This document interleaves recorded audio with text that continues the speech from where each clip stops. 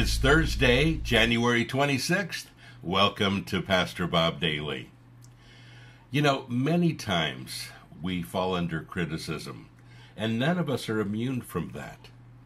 I've been doing Christian rock and metal ministry now for 40 years, and you know, through all of those years, there have been many times when people have been very critical about what I'm doing.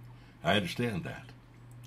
You know, it hasn't been easy to be on the pioneering edge of things that the church deems almost satanic sometimes. And although people have come a long ways in their acceptance, we still aren't quite there yet.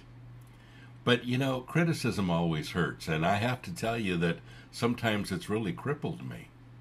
I hate getting bad mail, and I still get it.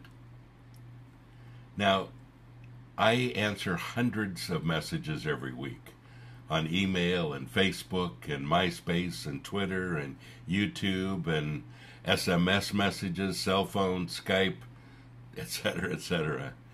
And you probably do too. You know, we have so many media things these days that we have to be involved with. And literally hundreds of messages every week that I need to go through. And out of those hundreds, there may be one or two that are critical. Guess which ones I remember the most?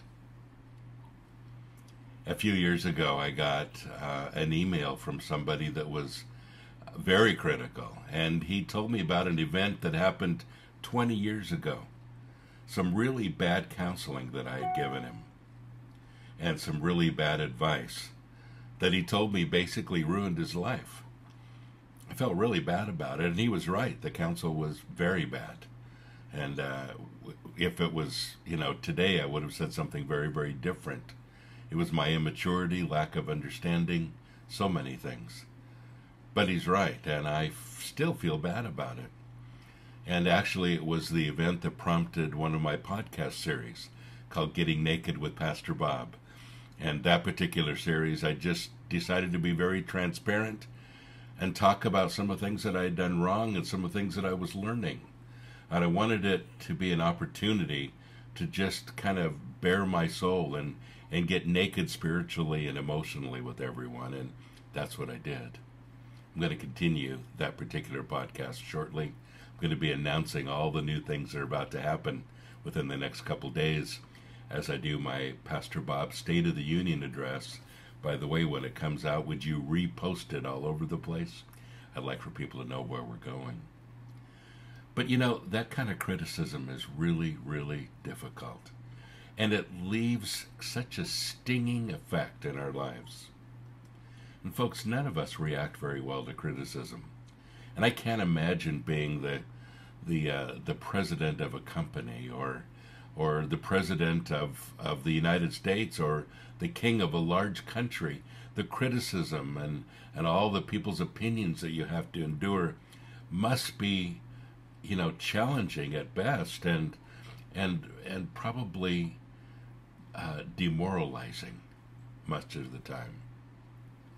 It's no wonder that when you see somebody come out of 4 years of the presidency, many times their hair color has turned from brown to gray. But you know, folks, criticism is something we continue to go through. And we try harder next time when we feel like, you know, okay, I've learned something, I've got to do better. And we end up feeling so unworthy, at least in our eyes and people's eyes around us. And folks, we take that feeling into our communication with God as well. And we come to God and we say, Lord, I'm not worthy, I am scum, I am horrible, I am this, I'm that, and we tell God how bad we are. And God looks at you and he loves you and he smiles and he says, you know, you're never unworthy when you come to me. You know, folks, this is the greatest news. When Jesus died on the cross, he made you worthy. Not something you could do, something he did. And he gave it to you as a gift. Worthy is the Lamb that was slain.